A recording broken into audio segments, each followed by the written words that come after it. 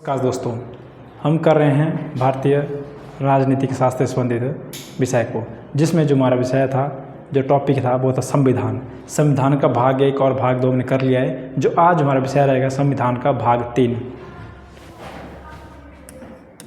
संविधान भाग 3। जो क्वेश्चन ऐसे बनते हैं कि भारतीय संविधान भाग 1 में किसकी चर्चा की गई है, 2 में किसकी चर्चा की गई, 3 में, 4 में, ऐसे क्वेश्चन आते हैं। तो भारतीय भाग 1 में की है संघ की चर्चा, भाग 2 में की है नागरिकता की चर्चा। जो आज हमारा विषय रहेगा वो रहेगा संविधान का भाग 3, जिसका नाम है मौलिक अधिकार। मौलिक अधिकार। अब यहाँ से क्वेश्चन क्या आता है, सिर्फ यहीं से बाहर से क्वेश्चन आता है कि मैग्ना कार्टा किसे कहते हैं। मैग्ना कार्टा, तो भारतीय संविधान का मैग्ना कार्टा किसे कहते हैं, हमारे मौलिक अधिकारों को कहते हैं। भारतीय संविधान में मैग्ना कार्टा ये आज के मौलिक अधिकार। और अब मौलिक अधिकार हमने किस देश से लिए गए, यहाँ से क्वेश्चन बनता है कि मौलिक अधिकार भारत संविधान में किस देश में शामिल किए गए हैं। देश आ जाएगा है अमेरिका।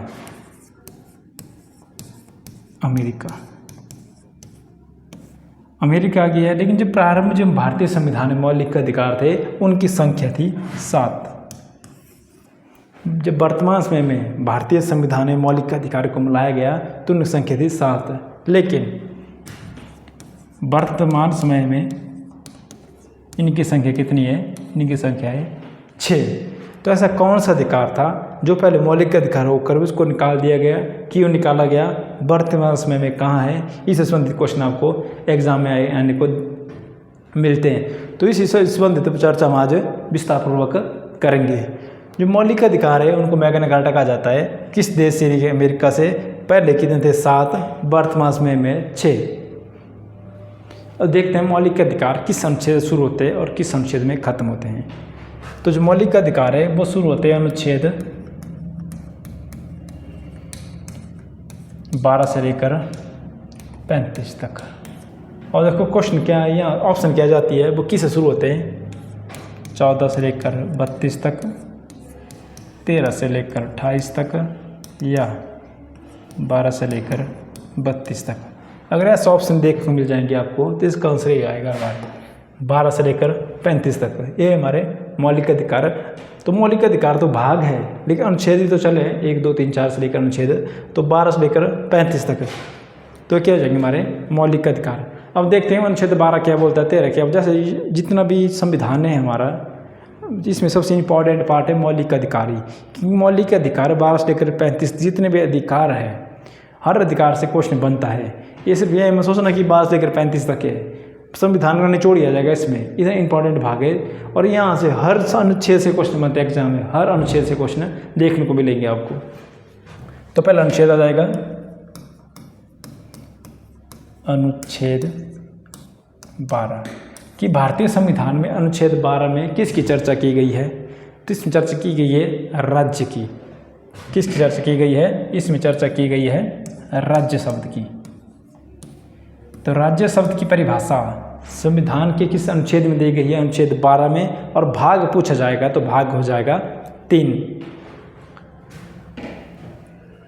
अगला जो अनुच्छेद आ जाएगा अनुच्छेद 13 कि भारतीय संविधान का अनुच्छेद 13 किस चीज़ का व्याख्या कर रहा है या वर्णन करता है। तो ये करता है कि राज्य सरकार की राज्य ऐसा कोई भी कानून नहीं बनाएगा जिससे नागरिकों के क्या हो, नागरिकों के मौलिक अधिकारों का उल्लंघन हो। मौलिक अधिकारों को क्या हो, हनन न हो। बोलने का अर्थ ऐसा, जैसे वर्तमान समय में हिमाचल प्रदेश में सरकार है कांग्रेस की। अगर कांग्रेस सरकार चाहे, अगर ऐसा कोई रूल लाए कि जो कांग्रेस नहीं है या गैर कांग्रेसी है उनकी नागरिकता समाप्त कर दी जाएगी, तो हाहाकार मचाएगा हिमाचल में। इसी बात को देखते हुए जब संविधान बनाया जा रहा था तो संविधान निर्माताओं ने इस बात का पहले एहसास था कि वर्तमान जब टाइम आएगा आगे तो कुछ भी हो सकता है, कैसे भी कानून आ सकते हैं। तो इन्होंने पहले ही मेंशन कर लिया है किस अनुच्छेद में 13 में कि राज्य सरकार, राज्य ऐसा कोई कानून नहीं बनाएगा जिससे मौलिक अधिकारों का उल्लंघन हो। जैसे मान लो कांग्रेसी है, कोई बीजेपी वाले होते हैं, कोई आप वाले होते हैं, अलग अलग पार्टी के लोग होते हैं। अगर जिस पार्टी की वर्तमान समय में सरकार होगी, अगर वो ऐसा कोई कानून ले आए कि जो कांग्रेसी नहीं है या गैर कांग्रेसी है उनकी नागरिकता समाप्त, तब क्या हो जाएगी, दंगे शुरू हो जाएंगे।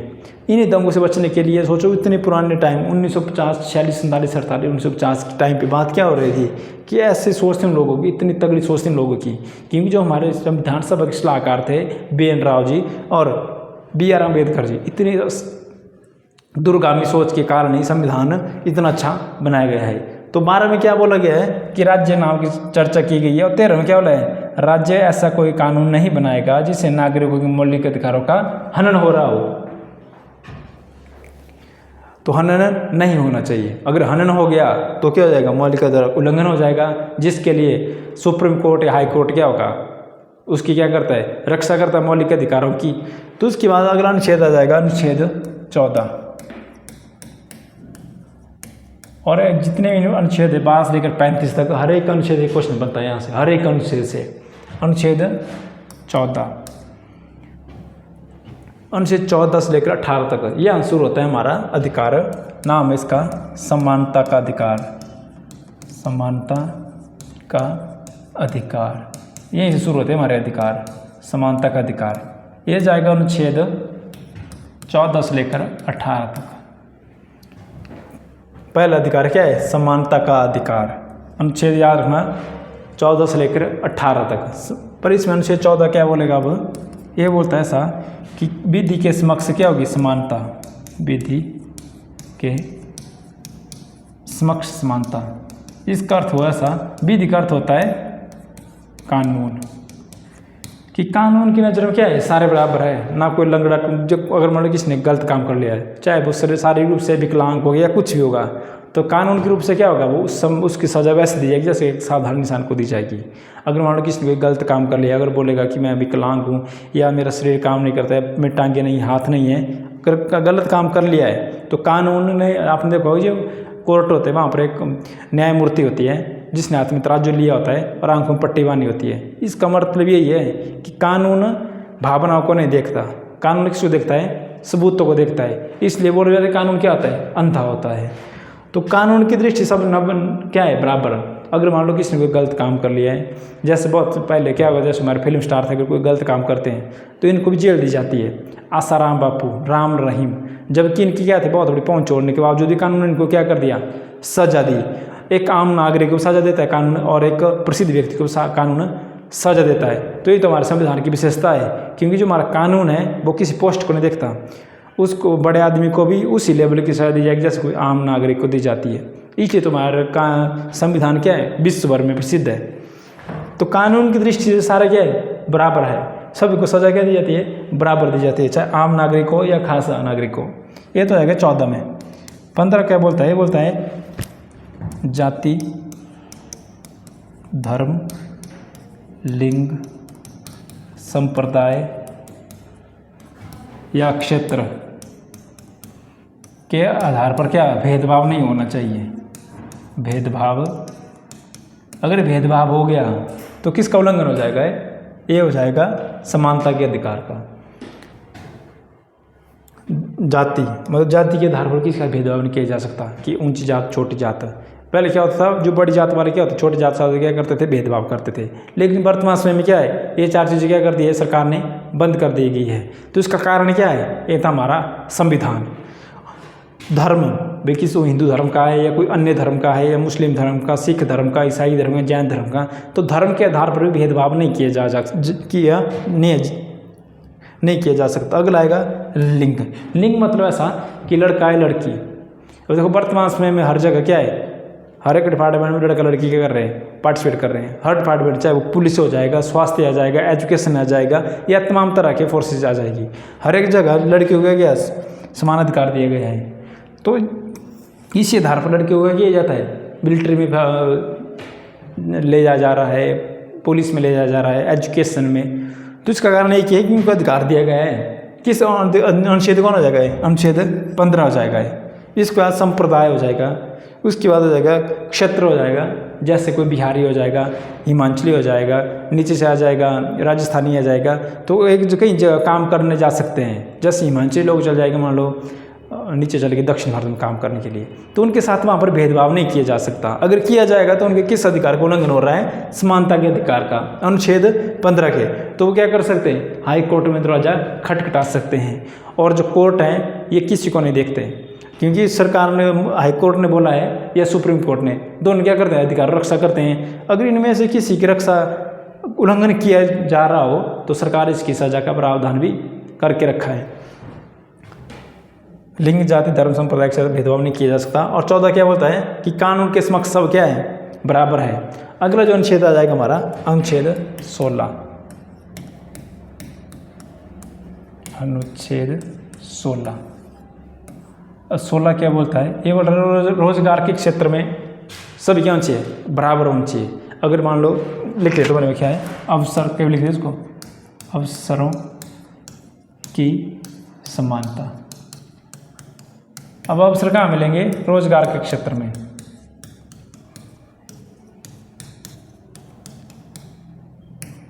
जब हमने पढ़ा था इसको रोजगार अवसरों की समानता, तो हम सोचते थे कि जो अफसर होते हैं हमारे, जो बड़े बड़े अधिकारी होते हैं, तो हम समझ गए थे उसको भी अवसर, कि उनको क्या होना चाहिए? डिपार्टमेंट सब अवसर क्या होना चाहिए? बराबर होना चाहिए, ऐसा समझते हैं पहले। जो कि इसका अर्थ क्या होता है कि रोजगार के क्षेत्र में सभी को क्या होना चाहिए? समान मौका मिलना चाहिए। इसमें किसी जाति के आधार भेदभाव नहीं किया जाना चाहिए, धर्म के आधार पर नहीं किया जाना चाहिए, संप्रदाय ने ना क्षेत्र में। मतलब समझो कि कोई जैसे पुलिस की भर्ती आने वाली है, अगर उसमें बोला जाए कि इसमें एसटी वाले नहीं भर सकते, एससी वाले नहीं भर सकते, या जनरल वाले नहीं भर सकते, तो ये क्या हो रहा है? हमारे अधिकारों का क्या हो रहा है? उल्लंघन हो रहा है। तो अवसरों की समान व्यवस्था की गई है रोजगार के क्षेत्र में कि कंपटीशन करिए। वो अलग बात है कि मेरिट अप डाउन हो जाती है, लेकिन सभी क्या भर सकते हैं? उन फॉर्म को भर सकते हैं और अपनी योग्यताओं को प्रदर्शित कर सकते हैं। तो रोजगार के क्षेत्र में अवसरों की समानता, अनुच्छेद 16। अगला अनुच्छेद आ जाएगा अनुच्छेद 17। और एग्जाम में बहुत पूछा गया अनुच्छेद 17। वो पूछा, इसमें क्या पूछा जाता है कि अस्पृश्यता, अस्पृश्यता की समाप्ति। अस्पृश्यता का मतलब होता है छुआछूत।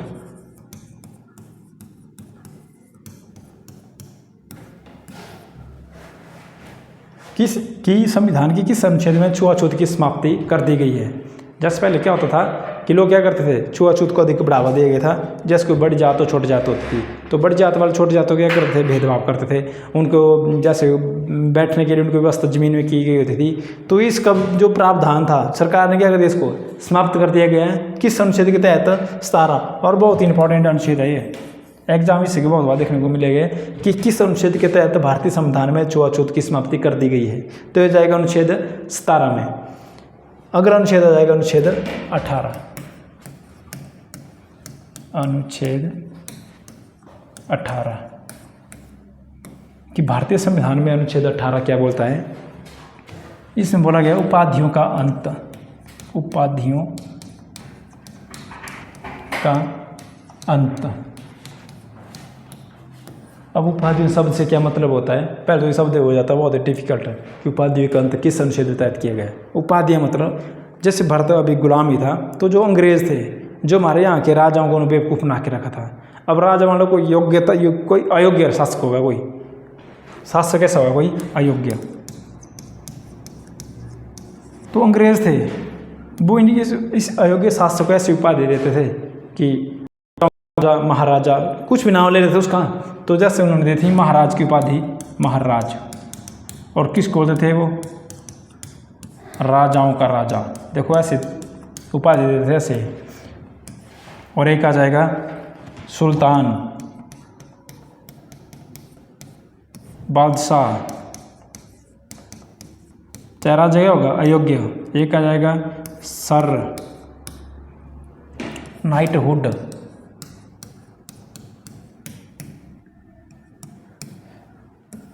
तो ऐसे तमाम तरह की उपाधि दी जाती थी पहले। तो सरकार ने सोचा कि ये भी क्या करते हैं? भेदभाव को बढ़ावा दे रही है।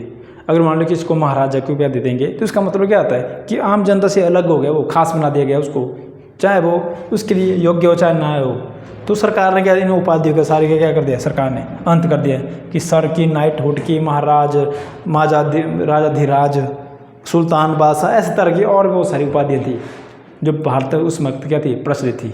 तो सरकार ने क्या किया, उन उपाधियों का क्या कर दिया, समाप्ति कर दी इन सारी उपाधियों की, कि उपाधि क्या क्या कर दिया जाए, समाप्त कर दिया जाए, ताकि समाज में क्या है, समानता बनी रहे। तो समानता के अधिकार का जो 8वां 18वां अनुच्छेद है उसमें किसका प्रावधान किया गया है, उपाधियों का अंत, कि जितनी उपाधियाँ हैं उनका क्या किया जाएगा, अंत किया जाएगा। तो ये था हमारा मौलिक अधिकार का पहला पार्ट। तो इसमें क्या किया जाए, 14, 15, 16, 17, 18, इसमें किसका वर्णन किया गया है, विधि का, और इसमें किया गया है कि भेदभाव की मनाही, और इसमें किया गया है अवसरों की समानता। अवसर लिखा था मौका, कि मौका मिलना चाहिए सभी को जॉब करने के लिए। ये आ जाएगा छुआछूत, छुआछूत की आ जाएगी मनाही, और इसमें आ जाएगा उपाधियों का अंत। इसके बाद जो पार्ट होगा हमारा वो अगला अनुच्छेद आएगा हमारा अनुच्छेद 2, जो कि संबंधित है स्वतंत्रता से संबंधित मौलिक अधिकार। दूसरा आ जाएगा मौलिक अधिकार, मौलिक अधिकार दूसरा। टोटल कितने थे, 7, वर्तमान समय में कितने हैं, 6। ये है दूसरा। ये हो जाएगा अनुच्छेद किससे शुरू, अनुच्छेद 19 से लेकर 22 तक। नाम क्या आएगा इसका, स्वतंत्रता का अधिकार। अब जो हो गया संविधान से लिया गया है, ये लिया गया है फ्रांस से। फ्रांस से हम 3 शब्द लिए थे, क्या क्या लिए थे, एक लिया था हमने स्वतंत्रता, समानता, और यहाँ से क्वेश्चन बनता है कि ये कौन शब्द किस देश के संविधान से लिया गया है। एक लिया है प्रभुसत्ता और एक लिया है गणतंत्र। और गणतंत्र एग्जाम पूछा गया कई बार कि गणतंत्र शब्द किस देश से लिया गया है, ये लिया गया है फ्रांस से। ये 4 शब्द किससे लिए गए, फ्रांस से। अधिकार है दूसरा अनुच्छेद 19 से लेकर 22 तक। अब देखते हैं अनुच्छेद 19 क्या बोलता है। जो मौलिक अधिकार है, जितने अनुच्छेद मैंने पहले बोला कि इंपॉर्टेंट है, हर एक अनुच्छेद से क्वेश्चन देखने को मिलेगा, चाहे जो मर्जी एग्जाम उठा लो आप, अनुच्छेद से क्वेश्चन देखने को मिलता है। एक आएगा 19, ये बोलता है अभिव्यक्ति की स्वतंत्रता, अभिव्यक्ति की स्वतंत्रता। कि अभिव्यक्ति क्या होता है, अभिव्यक्ति मतलब बोलने की स्वतंत्रता, कि हम बोल सकते हैं। वर्तमान समय में ऐसा नहीं किसी को किसी प्रकार का बोलने में प्रतिबंध लगाया गया है, और इसका जो यूज अच्छे ढंग से करता है वो करता है हमारा मीडिया। और यहाँ से एक क्वेश्चन बनता है कि प्रेस की स्वतंत्रता किस अनुच्छेद में आती है, तो प्रेस के अनुच्छेद आते हैं अनुच्छेद 19 में। और क्या आता है अनुच्छेद 19 में से क्वेश्चन, और अनुच्छेद 19 है, इसको बोलते हैं संविधान की रीढ़, संविधान की रीढ़। तो यहाँ से इंपॉर्टेंट हो जाता है क्वेश्चन कि संविधान की रीढ़ भारतीय संविधान के किस अनुच्छेद को जाता है, तो अनुच्छेद 19, प्रेस की स्वतंत्रता अनुच्छेद 19। ये जो 19 है, अब इसको भी बहुत पार्टों में बांटा गया है। अनुच्छेद 19 का वर्णन इसमें बोला गया है कि जितने भारतीय हैं, क्योंकि मौलिक अधिकार किसको मिलेंगे, भारतीयों को, तो जितने भारतीय हैं उनको किसका अधिकार मिलेगा, बोलने का।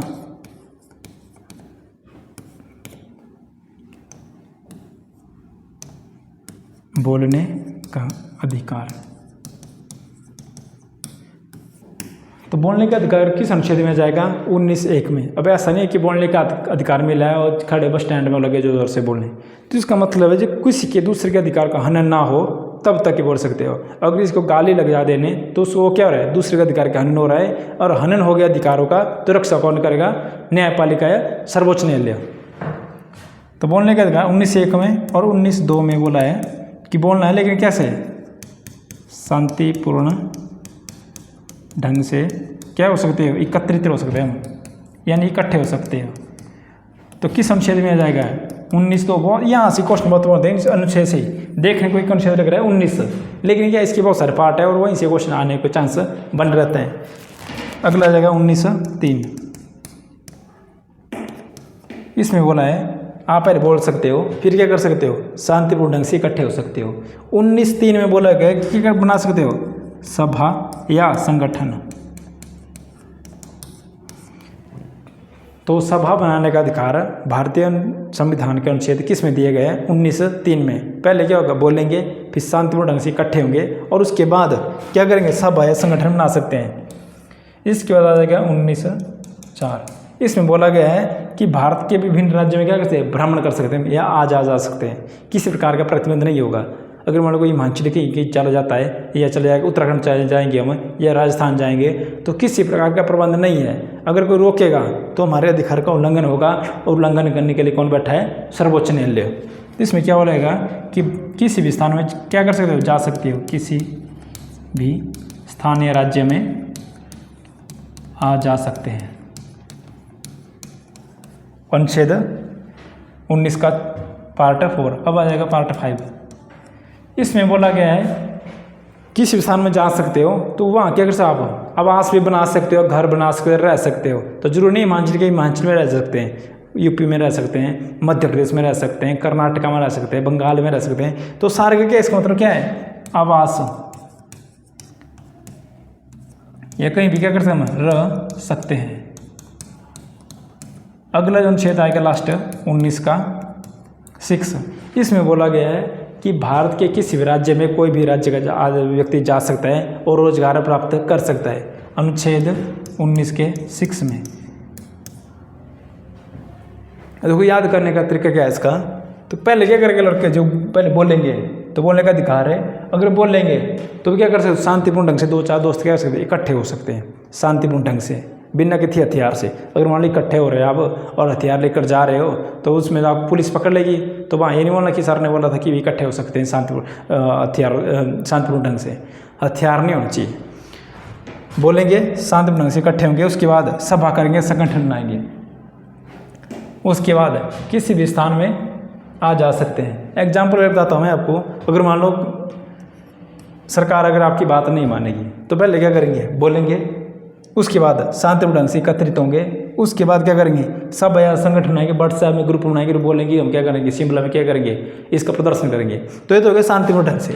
उसके बाद हिमाचल के अलग अलग राज्यों में जा सकते हैं, इकट्ठे हो सकते हैं, आमंत्रित कर सकते हैं कि चलो कहाँ चलो, शिमला चलो, जा सकते हो। तो वहाँ शिमला में क्या करेंगे, रहेंगे भी। तो वहाँ क्या कर सकते हो, रूम ले सकते हो, क्वार्टर ले, कुछ भी ले सकते हो, रह सकते हैं। और उसके बाद अगर आप वहाँ रोजगार करना चाहोगे तो वो भी कर सकते हो। तो ये सारे अधिकार हमारे किस अनुच्छेद में आ जाएंगे, 19 में आ जाएंगे। पहले बोलेंगे, फिर एकत्रित होंगे, फिर संगठन सब बनाएंगे, फिर किसी भी स्थान में आ जा सकते हैं, फिर क्या करेंगे, रह सकते हैं और रोजगार ले सकते हैं। मौलिक अधिकार का था अनुच्छेद 19। अब आता है अनुच्छेद 20। इसमें बोला गया है कि अपराधी सिद्ध संरक्षण। अब इसका मतलब क्या होता है, अगर किसको क्या कर दिया गया है, गिरफ्तार कर लिया गया है, किस अनुच्छेद के तहत, अनुच्छेद 20 के तहत, तो गिरफ्तार कर लिया गया है, तो उसको क्या करना पड़ेगा, एक अपराध की एक सजा। इसका अर्थ क्या होता है, आता है 19-20 के पार्ट 1 में। अगर उन्होंने किसी ने अपराध कर लिया है, कोई जुर्म कर लिया है, जैसे वर्तमान समय में आप अखबार देखते हो कि मादक पदार्थ जैसे चिट्टा हो जाएगा, भंग हो जाएगी, पकड़ते रहते हैं किसी भी से, या फिर कुछ ने गलत काम कर लिया किसने, तो इसमें प्रावधान किया है कि एक अपराध की एक सजा। इसका मतलब ऐसा, अगर मान लो किसने कोई अपराध कर लिया, चोरी कर ली किसने, उस वक्त क्या मिलेगी, उसकी सज़ा मिल गई 6 महीने की, 1 साल की सज़ा मिल गई। और दोबारा उसको फिर से पकड़ लिया गया किसने की थी चोरी, तो उसको दोबारा सज़ा नहीं मिल जाएगी, क्योंकि उसने जब अपराध किया था तो उस वक्त उसको क्या मिल गई थी, सज़ा मिल गई थी। तो एक अपराध की एक सज़ा। उसके बाद बोला गया है गवाही 20 के 2 में, कि जो अपराधी है वो स्वयं के खिलाफ क्या नहीं, गवाही दे सकता है। तो किस में बोला गया है, अनुच्छेद 20 के पार्ट 2 में, कि मान लो किसने जुर्म कर लिया है, तो वह नहीं बोलेगी कि मैंने खून किया है, यह जुर्म किया है, उसके क्या पड़ गए, सबूत। अगर सबूत उसके खिलाफ होंगे तो उसको क्या हो जाएगी, सजा हो जाएगी, लेकिन खुद नहीं वो गवाही दे सकता है। जैसे पुलिस होती, किसको ले जाएगी पकड़ कर, तो मार मार कर उसको सजा गवाही देने के लिए विवश कर सकती है पुलिस। लेकिन जो कोर्ट बोलता है कि गवाही के लिए विवश नहीं किया जा सकता, स्वयं की अपने खिलाफ क्या है, गवाही नहीं दी जा सकती। 21 अनुच्छेद में आएगा 20 के 2 में। अब आता है अगला 20 का तीसरा भाग। इसमें किसका प्रावधान किया गया है, इसमें बोला गया है कि जिस वक्त अपराध होता है उसी वक्त की सज़ा उसको दी जाती है। एग्जाम्पल के लिए समझो, इसको बोला गया है उसी समय की सज़ा। अगर मान लो किसने 2019 में कोई चोरी कर ली और 2022 में उस चोरी का जो सज़ा थी, पहले थी इसकी सज़ा मान लो 6 महीने, 2019 की बात है। एग्जाम्पल के लिए 2019 से चोरी की सज़ा क्या थी, 6 महीने, लेकिन 2022 में चेंज हो गई कि चोरी की सज़ा कितनी होगी, 2 साल की। अगर किसने 19 में चोरी की होगी और उसका केस चलता 2022, 23, 24, 25 चला गया, तो उसको जो सज़ा मिलेगी वो मिलेगी 19 के हिसाब से, ना कि वर्तमान के हिसाब से। तो ये 1920 है कि उसी समय के अनुसार क्या मिलेगी, सज़ा मिलेगी। एक अपराध की एक सज़ा, खुद के खिलाफ गवाही नहीं दी जा सकती। इसका जो अनुच्छेद आता है, अनुच्छेद 21, अनुच्छेद 21।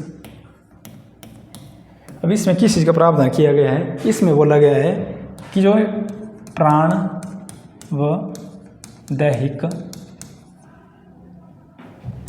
स्वतंत्रता, इसका मतलब हुआ है ऐसा कि दूसरे को अगर हमारे जान लेते हैं तो उसके लिए, अगर इसको कोई मार देता है तो उसकी क्या सज़ा है, तो स्वयं की सज़ा प्राण भी कोई नहीं ले सकता है कि आत्महत्या नहीं कर सकता है। तो किस अनुच्छेद में बोला गया है, अनुच्छेद 21 में। अगर मान किसने आत्महत्या कर ली, आत्महत्या कर ली किसी ने, अगर वो मर गया तब तो चलो मर गया, उसको सज़ा कहाँ देनी। अगर वो बच गया कि उसने आत्महत्या की कोशिश, तो उसके खिलाफ क्या हो जाएगा, केस दर्ज हो जाएगा। देखो इतने तगड़ा कानून आया भारतीय संविधान निर्माताओं ने, क्योंकि दूसरे आपकी सजा हत्या नहीं कर सकते, क्योंकि दूसरे को अधिकार नहीं है आपकी हत्या करने का, और स्वयं को भी नहीं अधिकार कि खुद की हत्या कर ले। तो अनुच्छेद कौन हो जाएगा, 1921, अनुच्छेद 21। अगर कर लेते हो तो धारा 309 लगती है। धारा 309 के तहत क्या हो जाएगा, आपके ऊपर मुकदमा चलेगा। अगर मान लो किसने आत्महत्या कर ली और मर गया वो, तब तो क्या सजा मिलेगी उसको। अगर किसने आत्महत्या सुसाइड अटेम्प्ट कोशिश की और बच गया वो, तो उसको क्या मिल जाएगी, सजा मिल जाएगी। किस अनुच्छेद, ये जाएगी धारा 309 अनुच्छेद 21। और क्वेश्चन आता है, जब भारत में आपातकाल लगता है, राष्ट्रीय आपातकाल लगता है, तो कौन से अनुच्छेद समाप्त नहीं होता, या कौन सा अधिकार हमारे समाप्त नहीं होते। वो होता है अनुच्छेद 20 और 21, अनुच्छेद 20 और 21। ये क्या होता है, समाप्त नहीं होते, बाकी सारे अनुच्छेद समाप्त हो जाते हैं। तो इसकी अगली क्लास में इसके बाद आगे देखेंगे। ये थे हमारे मौलिक अधिकार। इसके बाद हम करेंगे भाग 22 से शुरू और जाएंगे 32 तक। आपको क्लास कैसे लगी कमेंट के माध्यम से आप बता सकते हैं। मिलते हैं अगली क्लास में, तब तक के लिए जय हिंद।